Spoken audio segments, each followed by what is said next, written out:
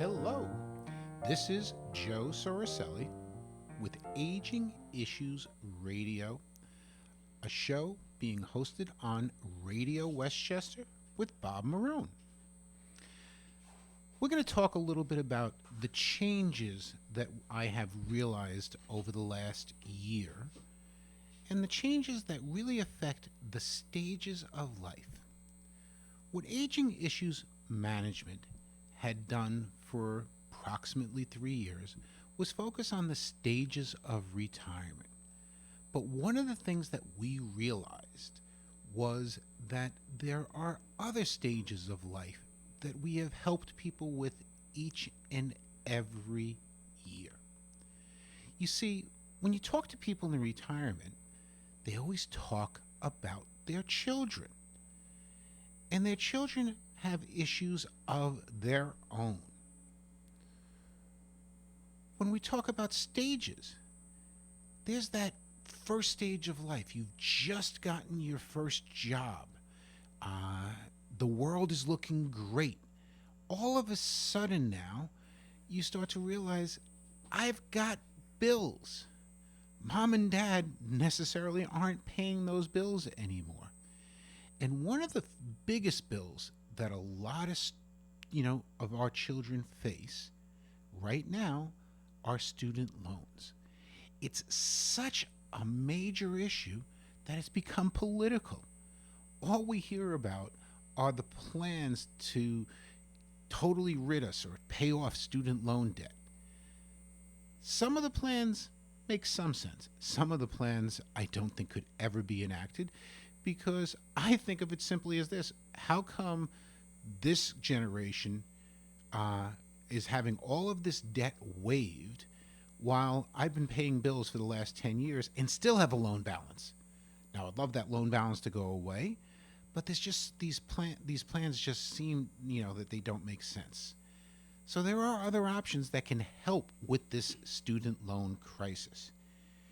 In addition to that, there's getting that first job, having a resume.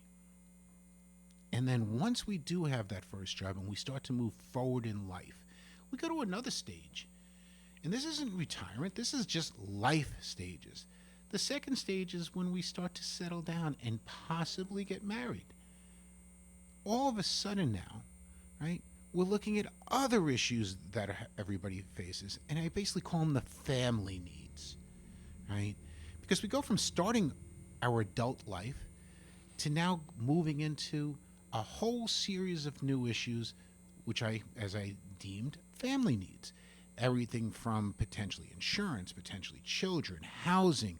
There's so many different decisions that you need help and advice for that all of a sudden you're reaching out to, whether it be a family member or a professional advisor. Once we go through those initial family needs and we get through, I'm going to say, a decade or so, if not longer, now we come into those pre-retirement situations where, hey, I'm 50 some odd years old, my children have grown, what do I have to look forward to retirement? Now, that issue of retirement seems to linger for all the way through. And one of the things that we're going to talk about in another show is, if you are truly concerned about having money in retirement, you have to start early. And the issues that we face in stage 1, stage 2, basically starting out in life, then going into family needs, it seems that we always postpone saving for retirement. Yes, sometimes you can catch up. The government gives us a program that you can contribute additionally to an IRA account when you're over the age of 50, because they realize people need to catch up. But that doesn't always solve the problem. If we can teach people, and the government allows us to, save earlier with some sort of incentives, well, that's the ideal situation. Then we go into, the retirement, which we've always talked about. Now, I'm not going to get into the later, the retirement stages that I always talk about from, and I always coined it go go, slow go, and no go years, and then unfortunately gone because we do pass away. And throughout all stages of your life, you do have to turn around and be concerned about what happens if. Will it affect someone else? Well, you know something? When you're in that first stage of life, it maybe there aren't as many people that you have to be concerned with your survivors. There's not as many things that you're going to leave behind, right? But once you have a family, or once you have some obligations that maybe can be passed on to other individuals, right? You have to start planning about the what ifs. And it's both a what if you die, and what if I can't work? And then, that affects everything. Because all of a sudden now you're not saving for retirement because you don't have the income coming in to save for retirement. So we're not going to talk about that. So what we really want you to understand today, right, is you have to look at life in stages.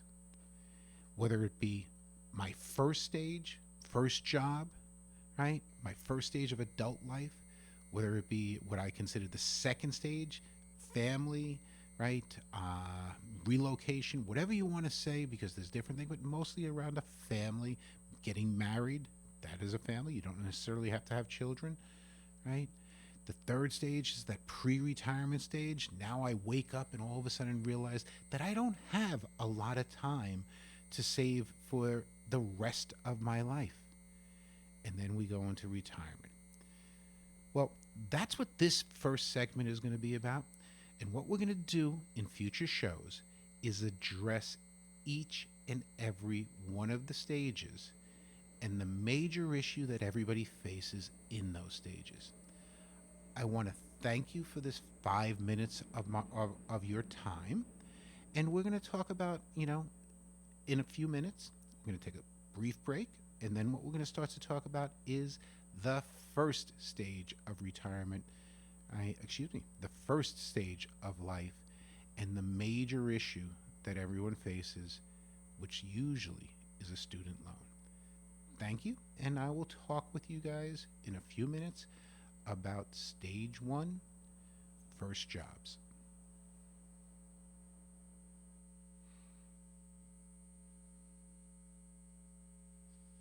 Cut. Okay. Cut.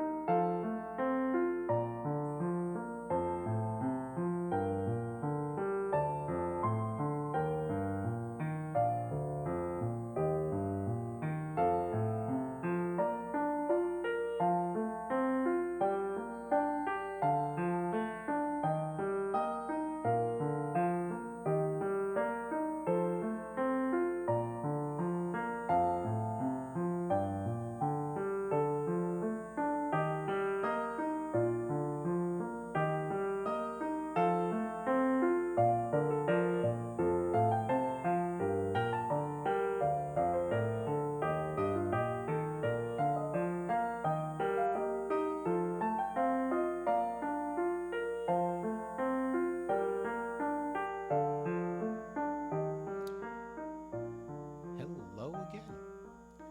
This is Joe Soricelli at Aging Issues Radio, hosted by Radio Westchester with Bob Marone.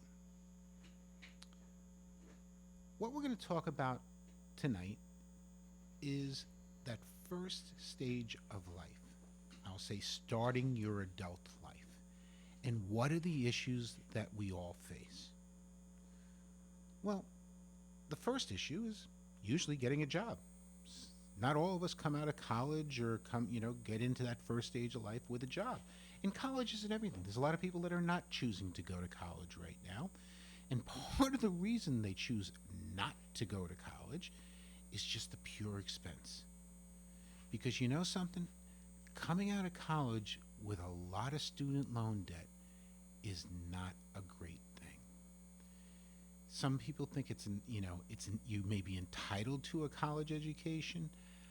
I'm not going to go there. There's a lot of political issues, but it is a financial decision on going to college.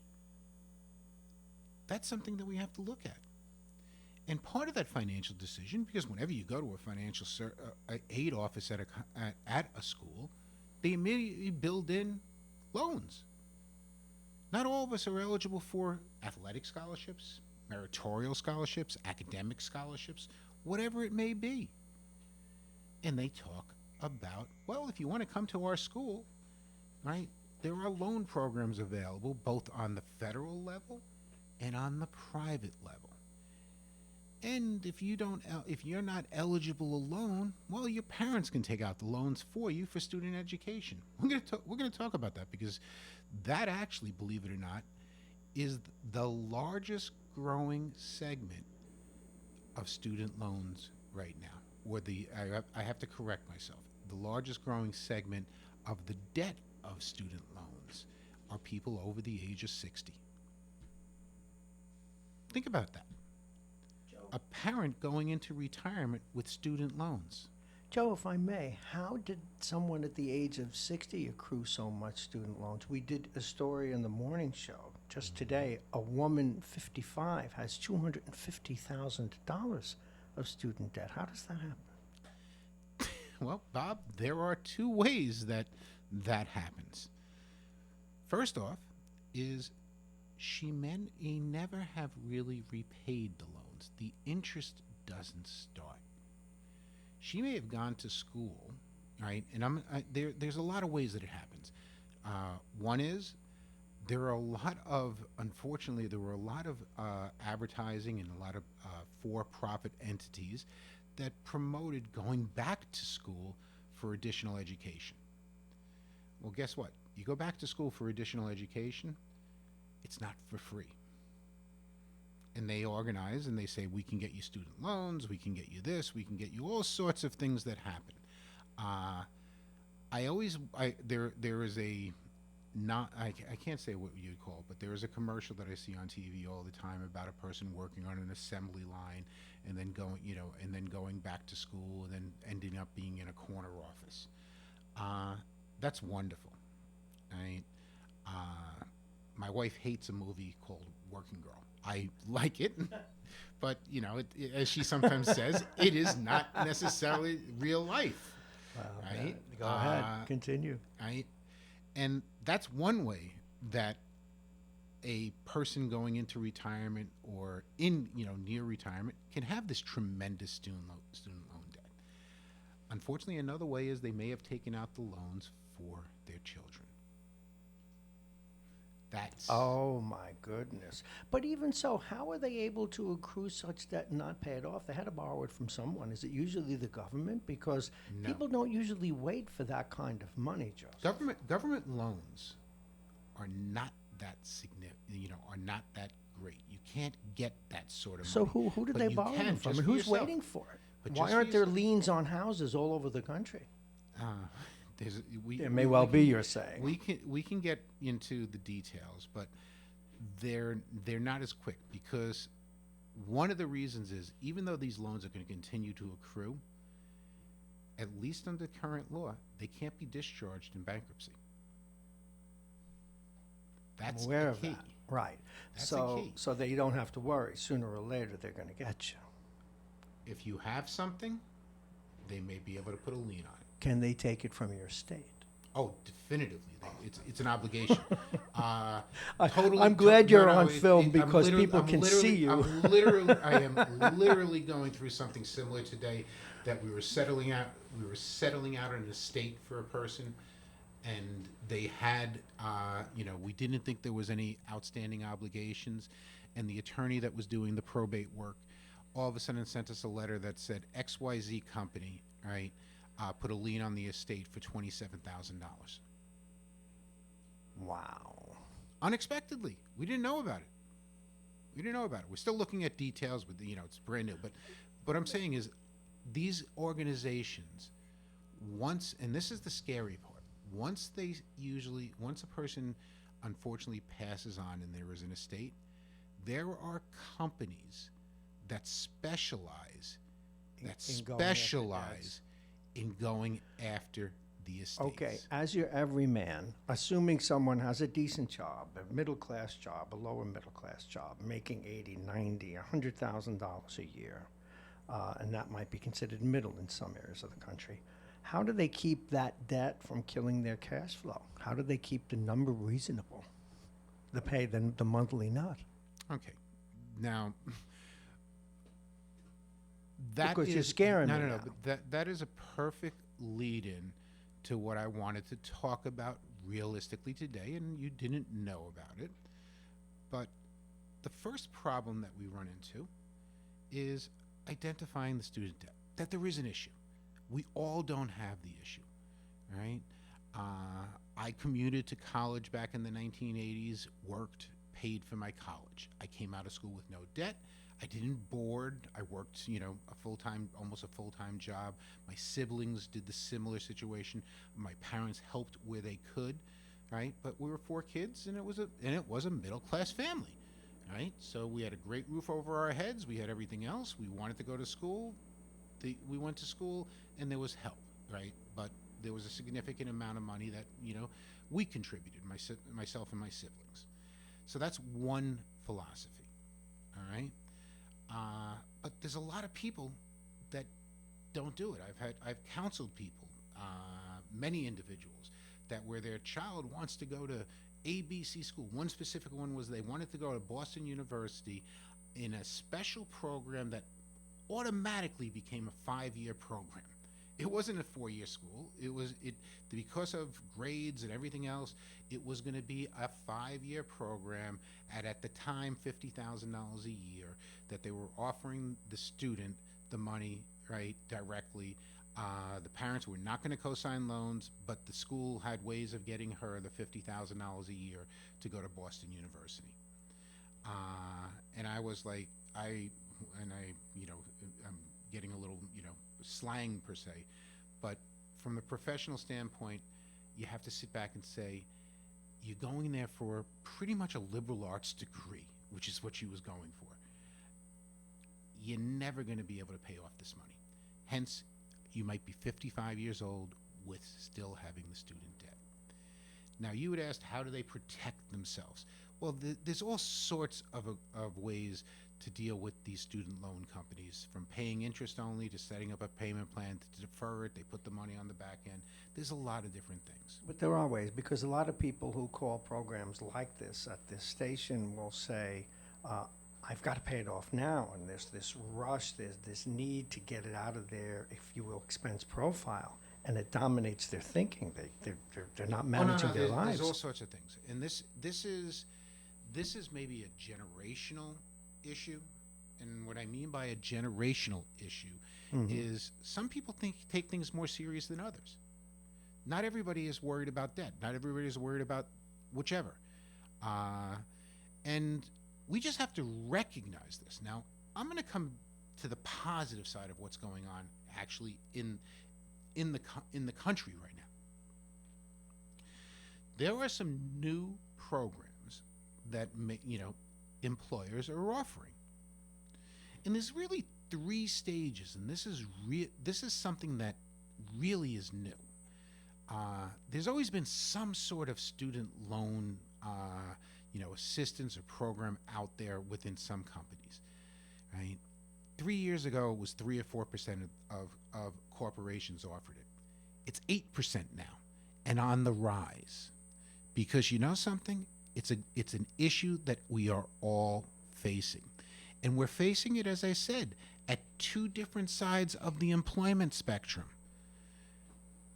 the person just coming into the workforce recognizes that they need to keep servicing or paying these student loans, and potentially the person on the other side, right, approaching retirement or in their 50s and saying, I got to get rid of this because I can't be paying this money in my retirement, right? I'm going to, when my income goes down, I need to be able to control it. So let's even talk about that. We go from a 4%, to an 8% participation. That's big. Projections are that we should get up to 12 or 15% by the end of 2020. That's enormous. That's enormous. But part of the reason is you're going to get people like myself that are championing this effort. I contact companies, right, through people that I deal with who say, hey, I've got these student loans. Is there any way you can help me and so forth? Well, there are. And there are 3 phases of these new programs. And I'm going to describe each one a little bit and explain to you why it's a good thing, right? And the 3 phases are relatively simple. One is just advice. Most people don't know what's out there. There's no way of, and most people have more than one student loan from more than one source. And they don't know what their options are, right? Sometimes they don't even know what their entire balance is. All they do know is I got a $200 payment to this company, I got a $300 payment to that company, I got whatever it may be. And it can range. The average loan, right, for the average for student loans right now is $37,000. You have people like what you referenced earlier that have $250,000. Well, it's one thing to have $250,000 when you're 25 or 30, and another to have them when you're 55 or 60. It's $250,000 at both. No, times. but it's you have a little more time to pay it off when you're 30 years old. There's no question. As I'm saying, I can't tell you I have an answer for everybody. Of course not. But you know what? Information is key. At least you know what your options are and what's going on, because you may have to plan. Well, that's what Maybe you do. that individual at 55 who expected to retire at 65, right, just using dates, right, realizes now they have to, go to 70. And there are other ways of doing things. But that first stage is advice. And it's a way of consolidating things. Very low cost program for any employer just to turn around and put it on in their benefit programs, right? And it doesn't have to be 1,000-person employer. It could be a small employer that says, you know what, I want to help the people that I'm hiring. I know these kids, these people have, and maybe I'm dating myself. I'm a little old, I am 62 years old, so I'm dating myself a little. But my kids have student loans. I want to help them. And if it's not an expensive thing, at least I'm giving them some place to, where they can go and help themselves. And of course, in this day and age, it's all on the internet, and it's all on a secure site, right? But there are approximately 43 million Americans with student loans. My God, that's a fifth of the country almost. Exactly, right? And the balances range. There's almost $2 trillion of student debt. Do you know if this matches other countries of similar sizes? Do we know this?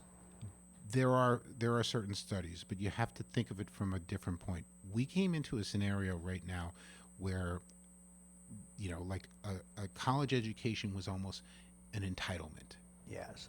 Right, and we have more universities. Some of the other major, major economies.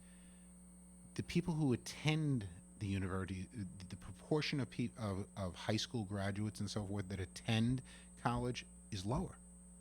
That makes a lot of sense. And I'm going to go out on a limb here. Do they have a lot of, as many of the lesser end schools that we do that encourage everyone to go to college, no matter what their economic means and intellectual means? There aren't as many for-profit schools. I have some. That would have been a better way of putting on my. I have some personal knowledge, at least on the medical school side. Mm-hmm. One of the major medical schools is actually out of the UK, so forth. They own a series of, but you see they have these schools that will that they do promote. One of these schools almost lost its accreditation with the U.S. to borrow the money, and then they had to justify their, the placement of their students, because you got to remember, people go, hey, I'm going to go to medical school. I got a 4-year degree, from ABC school, right? My GPA was, 2.8, 3.0, whatever, but I want to be a doctor. So you can go to these overseas medical schools. They're not cheap. Now, Mr. Sorcelli, you've laid out what the problems are, what the issues are. What can people do? How are you advising them? And I understand it has to be within a larger plan, if you will. Okay. But let's take it from there. And I'm going to focus on something right now that is important, because it actually there's a domino effect. Let's think about what I started with. You have stages of life. We talked about retirement. Now, if I'm a new employee, and let's make an assumption it's the average employee. It's not the the .comer or somebody that's making $100,000 out of school and so forth and so on, and they've got to start to repay their loans. Most of the time, they have to allocate their net dollars. And you have to remember, student loan payments are net dollars at the same time. What I mean by that is after-tax dollars. All right, and that's at the current time, and I will go through what is out there at the current time. But you're paying with after-tax dollars. So if my paycheck is, I net $1,000 a week, and I've gone through that first informational stage that says I have to pay $600 a month towards my student loans. Well, netting down that $1,000 now became $850, and then comes rent, then comes my cell phone payment, very important, right? Then comes my car or whatever it may be, right? What's left over to save for retirement? So they don't contribute to their 401k. Of course not. Which, in most cases, will have a match. So for every dollar that they're putting in, they may be getting $2 towards their retirement. So this student loan issue is not only affecting credit, psychology, stress, everything else, it's affecting future retirement dollars. People don't realize that. Yes, I advise families that have a new baby and one spouse may stop working and income may change. You know something? There's very few people that have not suspended their contributions to their retirement programs. How true is that? For some reason or the other. But I'm young. I should be able to do it. So I should be able to make some contribution to my retirement. Unfortunately, if they're working in New York or in the New York tri-state area, their rent is kind of high also. We've had that conversation. But let's talk about the stages that that you have to start to look at, and what can be offered from an HR standpoint or a human resource standpoint. And you got to remember, every company, whether it's a 10-person company or a 10,000-person company, has some form of human resources.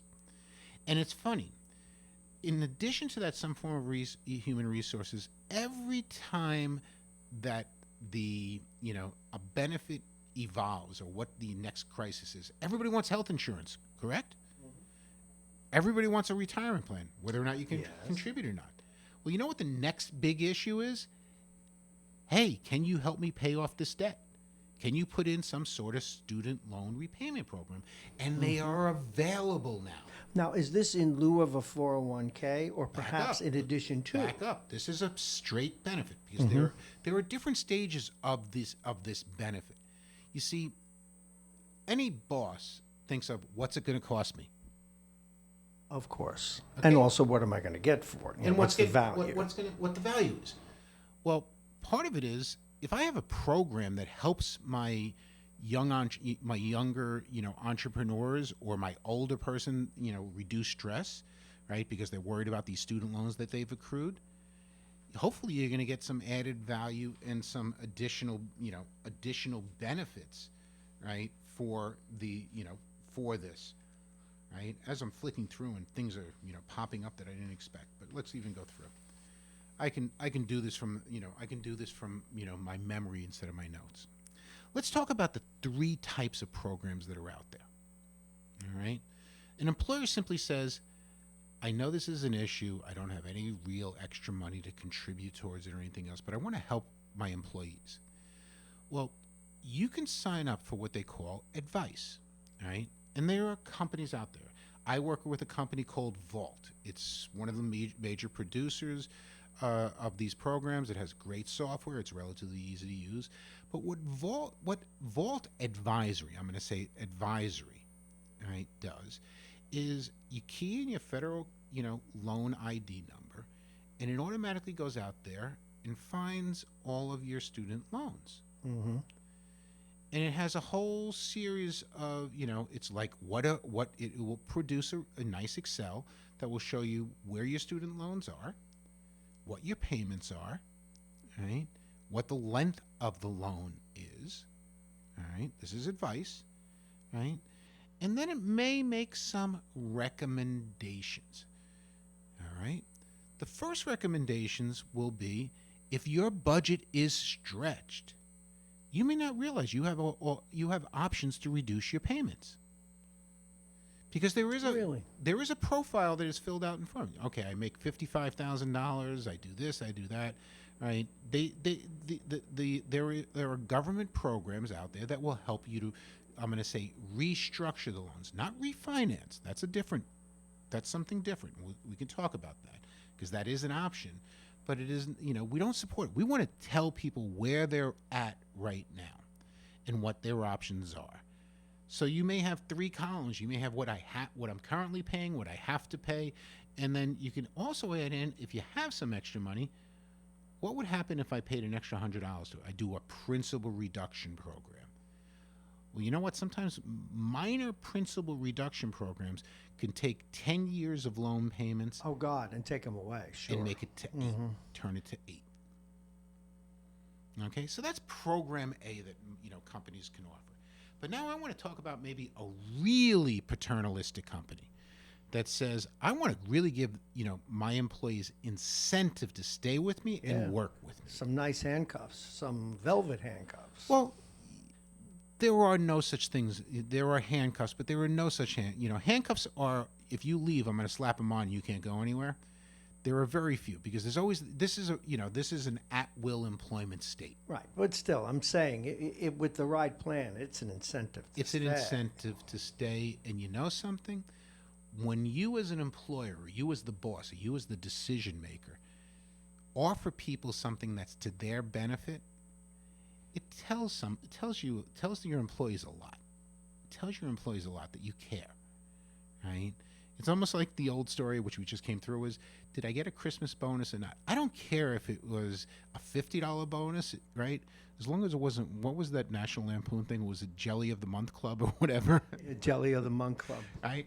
But if you're doing something for your employees that will benefit your employees, there's a value to it. So let's talk about the second program.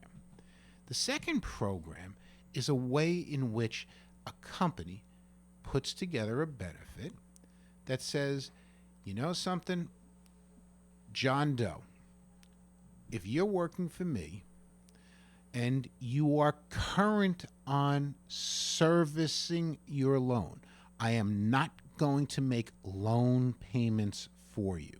This is very important. They're not going to pay your loans.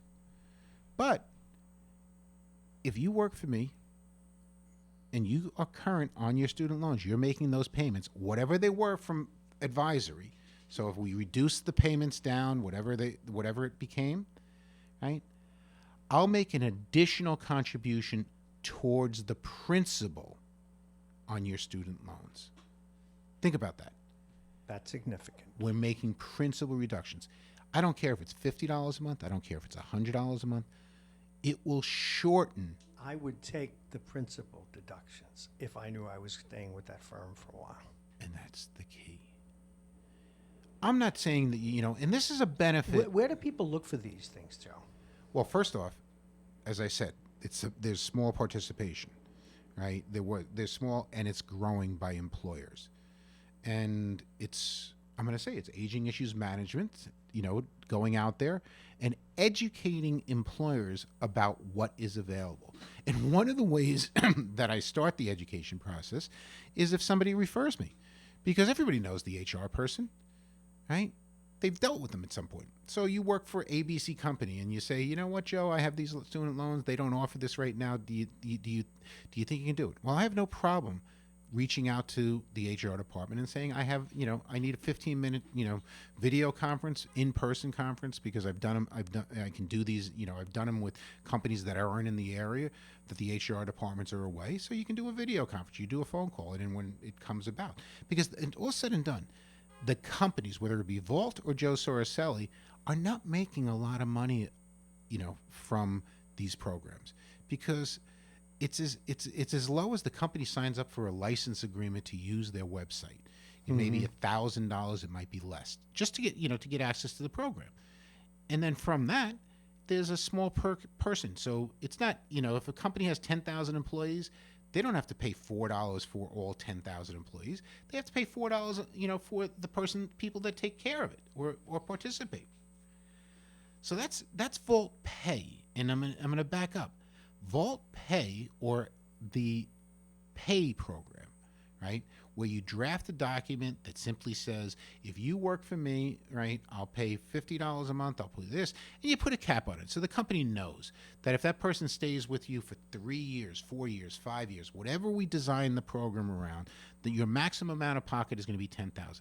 Think of it from a loyalty. If I want to build loyalty with an employee, if I commit to giving them, let's use simple numbers, I commit to giving them $2,400 a year for 4 years. $9,800, right?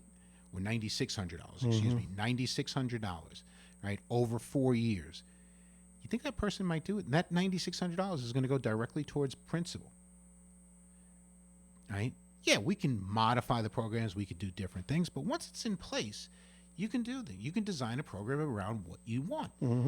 There's no compliance issues here. It could be selective. It doesn't have to be anything. The most recent, case that I reviewed was where there were 12,000 union employees and 6,000 administrative employees. Out of the 6,000, right, there were 187 people signed up in the first month for the program. Wow. Couldn't offer it to the union employees because they collectively bargained. And you know what? And this is a little bit, and I have both sides. I represent and work with unions. Not all, unions are the same.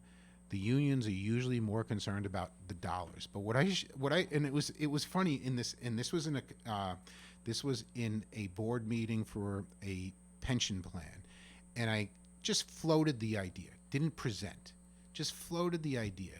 And then afterwards, no. When we deal with our employers, we're always concerned more about getting a bigger contribution towards the HR benefit, towards the welfare fund, towards the health benefits and all. And I said, just curiosity in this room, because the ages were varied, right? How many of you kids have student loans? That's a good question. Right? And there were people that had them. Right? There were people that, per se, raised their hands and said, yeah. So, it's an issue that touches everyone. All right. The third option, which is what you talked about earlier, and you asked the question. You're frightening me now. No, you talked about the 401k. This is what the government, and actually the House is working on, is legislation to allow programs to figure out how to use or benefit. Am I hearing pre-tax income? Not pre-tax income, but think of it this way. Anybody that's listening to me, can you look up Abbott Labs 401k program? It was the first, 2000. Abbott Labs 401k program. Okay, everybody knows Abbott Labs. It's not a small drug company. Right. They were paternalistic. They wanted to put something in, and they wanted to do it in a way that made sense. To cut to the chase, and I'm not going to try to get into all the details because two things have to happen. Right now, you need what is called a private letter ruling from the IRS to do a program like this. That's what we're going to try to eliminate, because you know what? It costs money to get private letter rulings. Okay? So what? Right? Cut to Abbott the Labs went chase. through it. Here's the simplest way to put it. You have me dangling on a string. If I make contributions towards the principal of my student loan, Mm-hmm. right? Abbott Labs, through their 401k, will make their matching contributions to your retirement account. Say that again. Restate that, Think please. about that. So if I participated in the 401k, all right, I would make a contribution to my 401k, and since the 401k had a matching contribution, right, Abbott Labs would, when I was putting the money into the 401k, I'd be putting in $1 from me, and the company would be matching that dollar. Well, what they have done at Abbott Labs at the current time, and there are other hybrids of this sort of a program, what they have done is if you make a contribution to your principal, we'll still put our 401k contribution into your retirement account. That's quite an incentive. That's a double hit. It's a What phenomenal. am I missing? You're not. Is this popular? Well, this is, as I said, this is something that they filed what they call a private letter ruling. You got it done. There are other companies that are doing this. It's not as popular, but I can tell you, it's such a great idea that major insurance companies who have deep pockets are starting to look at how they can do this. And Why wouldn't they? Well, they're lobbying. They're trying to get. There are pending legislation, proposed legislation in the House that will make this popular. You see, I'm going to talk, about, other things in the next segment that we talk about, and I'll say the family needs or anything else. And then I'm going to go do the third segment in another show that we're going to talk about retirement, pre-retirement. And there are issues in all these stages. Well, guess what? Pre-retirement, and I've talked about the young employee. These same programs, since they're a benefit to an employee, they have to be, if you are eligible for this benefit, you have a student loan, you are making your payments, you're current on it. If there's a principal reduction or there's some sort of matching program, which is the third phase, we have advice. Mm-hmm. We have a simple, I'm going to help you pay down your loans. And then we have some sort of a match program. Those are really the three types of programs that are out there, right? If we're going to do this, anybody that's my employee is eligible as long as they meet criteria, mm-hmm. right? And I'm going to say this. The first criteria is you're current. You're paying your loans. That's right across the board, right? Because we're not going to, offer you, to pay your loans for you. We're going to help you control them, first identify them, potentially reduce them, then do some principal reduction in one of two ways, with a match program, with a pay program, or a match program. It's simple. And there's legislation that's offering this. You see, the government is looking at different things. They changed the new Secure Act, which we, a future show we'll talk about when it's a little bit clearer on all the ramifications. But one of the things the government did was very quickly is talk about retirement issues. And one thing that they hurt us with is an old tool that, all of you people that are out there that have big IRAs and maybe can afford and planned on leaving them to the next generation, well, the laws changed big time for that. And as I said, this is going to be a bi-weekly radio show. That for another week. Right? You can't do it all. But that change in the IRA rules from allowing a person to do what we used to call a legacy IRA to all the money coming out in 10 years, great for the government, bad for any beneficiaries. Well, we're going to close out. We went a little bit longer than I expected, right? But that's okay. You had a lot more to say. I don't want to, yeah, but you got to remember, people have to listen, all right? If you have any questions, you can reach me, Joe Soricelli, at 914-468-0186, or you can email me at joe@agingissuesinfo, INFO, and it's AGINGISSUESINFO.com, right? And I may be able to help you. If you want me to talk to your boss, right, send me a text. send me send me an email. I can't text. It's just not compliant anymore. But send me an email or give me a call, and I'm happy to help. Next time we talk, we're going to talk about those basic family needs and what you have to prepare for. Thank you very much.